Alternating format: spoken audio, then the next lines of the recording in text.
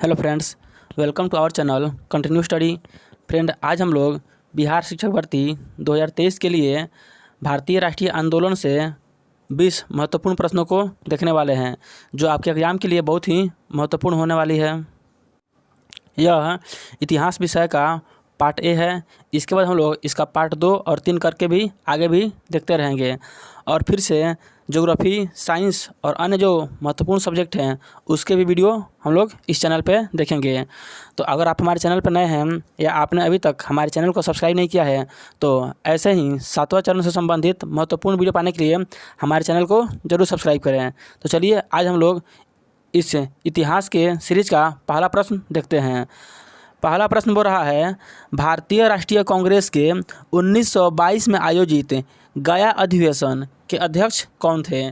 तो 1922 में गया अधिवेशन जो हुआ था, इसके अध्यक्ष चित्तरंजन दास थे। ऑप्शन ए इसका राइट आंसर हो जाएगा। यह बिहार में होने वाली कांग्रेस की दूसरी अधिवेशन थी। सबसे पहले कांग्रेस की अधिवेशन बिहार में 1912 में किया गया था, जिसके अध्यक्ष RN माधोलकर थे, और यह पटना के बांकीपुर में किया गया था। चलिए अब हम लोग इसका दूसरा प्रश्न देखते हैं। अगला प्रश्न कह रहा है, निम्नलिखित में से किसे भारतीय अशांति का जनक के रूप में जाना जाता है? तो इसका राइट आंसर हो जाएगा लोकमान्य तिलक। इनको भारतीय अशांति के जनक के रूप में जाना जाता है। अगर व्यक्ति के रूप में पूछेगा कि किसे भारतीय अशांति के जनक के रूप में जाना जाता है, तो वो व्यक्ति हो जाएंगे लोकमान्य तिलक। अगर किसी संस्था के बारे में पूछेगा तो वह संस्था हो जाएगा आर्य समाज। आर्य समाज को अशांति के जनक के रूप में जाना जाता है। और व्यक्ति के रूप में पूछेगा तो लोकमान्य तिलक किसका राइट आंसर हो जाएगा? तो इसका राइट आंसर हो जाएगा ऑप्शन बी। चलिए हम लोग अगले प्रश्न पर चलते हैं। बोल रहा है, शेर-ए पंजाब के नाम से कौन मशहूर है? तो शेर-ए पंजाब के नाम से लाला लाजपत राय मशहूर है। तो इसका राइट आंसर हो जाएगा ऑप्शन डी। शेर-ए पंजाब के नाम से लाला लाजपत राय ये मशहूर है। अगला प्रश्न कर रहा है, अभिनव भारत नामक अंग्रेजी विरोधी संगठन की स्थापना की थी। तो बताना है कि अंग्रेज विरोधी संगठन जो थी अभिनव भारत, इसकी स्थापना किसने की थी? तो इसकी स्थापना BD सावरकर ने की थी। तो इसका राइट आंसर हो जाएगा ऑप्शन डी। BD सावरकर ने अंग्रेज विरोधी संगठन अभिनव भारत नामक संस्था की स्थापना की थी। अगला प्रश्न कर रहा है, 5 नंबर प्रश्न, गद्दर पार्टी की स्थापना हुई। तो गद्दर पार्टी की स्थापना 1913 में हुई थी। ऑप्शन बी इसका राइट आंसर हो जाएगा। गद्दर पार्टी की स्थापना हुई थी 1913 में हुई थी। अगला प्रश्न कह रहा है 6 नंबर, स्वराज को बतौर राष्ट्रीय मांग के रूप में सर्वप्रथम रखा था। तो बताना है कि स्वराज को बतौर राष्ट्रीय मांग के रूप में सर्वप्रथम किसने रखा था? तो इसका राइट आंसर हो जाएगा दादा भाई नौरोजी। इन्होंने स्वराज को पहली बार राष्ट्रीय मांग के रूप में रखा था। 1906 में भारतीय राष्ट्रीय कांग्रेस के कोलकाता अधिवेशन में कांग्रेस के मंच से स्वराज की मांग पहली बार करने का श्रेय दादा भाई नौरोजी को जाता है। तो इसका राइट आंसर हो जाएगा ऑप्शन डी, दादा भाई नौरोजी। अगला प्रश्न कह रहा है 7 नंबर, 1906 मुस्लिम लीग की स्थापना हुई थी। तो बताना है कि 1906 में जो मुस्लिम लीग की स्थापना हुई थी वह कहाँ पे हुई थी? तो इसका राइट आंसर हो जाएगा ऑप्शन बी, ढाका में। 1906 में मुस्लिम लीग की स्थापना ढाका में हुई थी, और इसके संस्थापक थे नवाब सलीमुल्लाह। नवाब सलीमुल्लाह इसके संस्थापक थे। तो ऑप्शन बी इसका राइट आंसर हो जाएगा। अगला प्रश्न कर रहा है, होम रूल लीग आंदोलन सर्वप्रथम किसने आरंभ किया? एनी बेसेंट इसका राइट आंसर हो जाएगा option C. Annie Besant home rule league सर्वप्रथम आरंभ की थी। भारत में होम रूल लीग आंदोलन सर्वप्रथम एनी बेसेंट ने आरंभ किया था। यद्यपि होम रूल लीग जो था की स्थापना सर्वप्रथम तिलक ने 1916 में की थी। तो इसका राइट आंसर हो जाएगा ऑप्शन सी, एनी बेसेंट। अगला प्रश्न कह रहा है, कांग्रेस ने पहली बार प्रथम बार मुस्लिम समुदाय के लिए पृथक निर्वाचन प्रणाली स्वीकार की, वह वर्ष क्या था? तो बताना है कि कांग्रेस ने पहली बार मुस्लिम के लिए पृथक निर्वाचन प्रणाली क्या किया था, स्वीकार किया था। तो बताना है कि कब स्वीकार किया था। तो इसका राइट आंसर हो जाएगा 1916, ऑप्शन डी। 1916 में कांग्रेस ने पहली बार मुस्लिम समुदाय के लिए पृथक निर्वाचन प्रणाली स्वीकार की थी। तो ऑप्शन डी इसका राइट आंसर हो जाएगा। अगला प्रश्न कह रहा है 9 नंबर, करमचंद गांधी दीवान थे।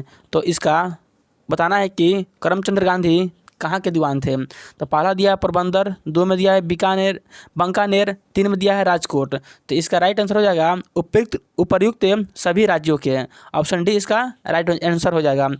करमचंद गांधी पोरबंदर के, बीकानेर के और राजकोट के दीवान थे। तो ऑप्शन डी इसका राइट आंसर हो जाएगा। ये जो थे ये गांधी जी के पिता थे और इनका उपनाम कबा था। क्या था? इनका उपनाम कबा था और ये गांधी जी के पिता थे। अगला प्रश्न कह रहा है 11 नंबर, महात्मा गांधी दक्षिण अफ्रीका से भारत किस वर्ष लौटे हैं। तो गांधी जी दक्षिण अफ्रीका से 1915 में वापस लौटे थे। ये गांधी जी जो थे वह दक्षिण अफ्रीका में लगभग 21 वर्ष तक रहे थे।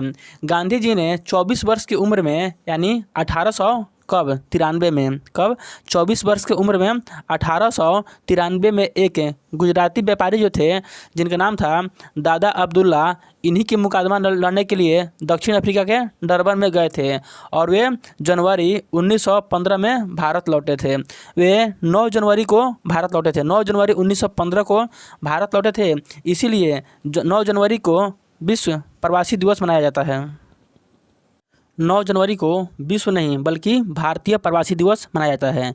9 जनवरी को भारतीय प्रवासी दिवस मनाया जाता है गांधी जी के दक्षिण अफ्रीका से भारत आने की याद में। अगला प्रश्न कर रहा है 12 नंबर, रॉलेट एक्ट भारत में कब लागू किया गया था। तो बताना है कि रॉलेट एक्ट भारत में कब लागू किया गया था। तो रॉलेट एक्ट को भारत में 1919 में लागू किया गया था। तो इसका राइट आंसर हो जाएगा ऑप्शन सी, 1919 में भारत में रॉलेट एक्ट को लागू किया गया था। 13 नंबर प्रश्न कर रहा है, खिलाफत आंदोलन को समर्थन दिया था। तो बताना है कि इन 4 ऑप्शन में से खिलाफत आंदोलन को किसने समर्थन दिया था। तो इसका राइट आंसर हो जाएगा ऑप्शन बी, महात्मा गांधी ने।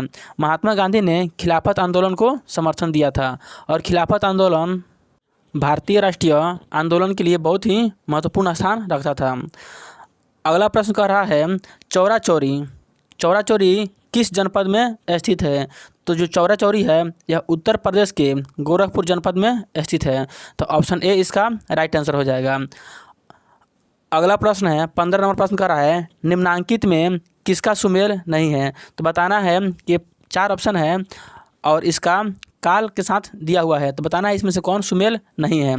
पहला बोल रहा है ऑप्शन ए में 1885, क्या इस समय भारतीय राष्ट्रीय कांग्रेस की स्थापना हुई थी। तो यह बिल्कुल सही है, 1885 में ही भारतीय राष्ट्रीय कांग्रेस की स्थापना हुई थी। उसके बाद बोल रहा है 1905 बंगाल विभाजन, यह भी सही है, 1905 में ही बंगाल विभाजन हुआ था लॉर्ड कर्जन के समय में। तो ये भी बिल्कुल सही है। 1909 दे रहा है मार्ले मिंटो सुधार, तो यह भी 1909 में ही मार्ले मिंटो सुधार चला था। तो ये भी सही है। तो बच गया ऑप्शन डी, यह बिल्कुल गलत हो जाएगा। बोल रहा है 1930 में असहयोग आंदोलन, जो बिल्कुल गलत है। तो ऑप्शन डी इसका राइट आंसर हो जाएगा।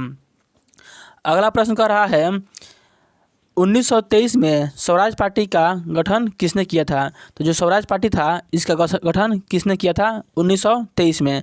तो इसका राइट आंसर हो जाएगा ऑप्शन डी, CR दास एवं मोतीलाल नेहरू ने। इन्होंने मिलकर 1923 में स्वराज पार्टी का गठन किया था। तो ऑप्शन डी इसका राइट आंसर हो जाएगा।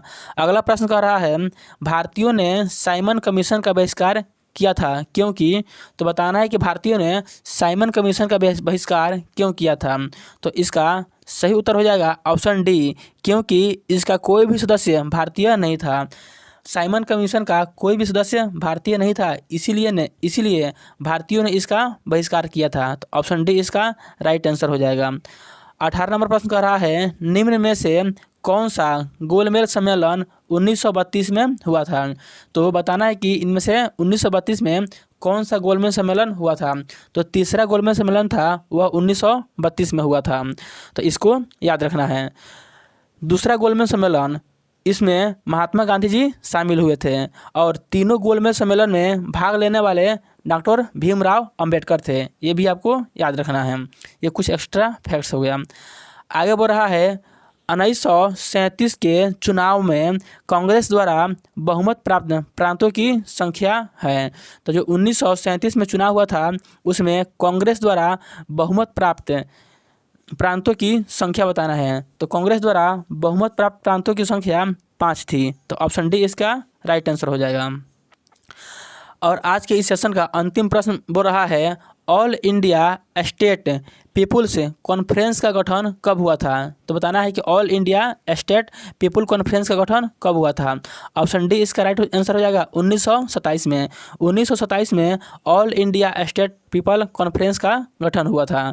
तो फ्रेंड यही आज के 20 महत्वपूर्ण प्रश्न थे।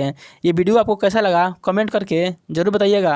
अगर वीडियो आपको अच्छा लगा तो चैनल को सब्सक्राइब कीजिए तथा वीडियो को लाइक तथा शेयर करना ना भूलें। तो चलिए अब हम लोग मिलते हैं इसके नेक्स्ट वीडियो में, नेक्स्ट पार्ट में। तब तक के लिए जय हिंद।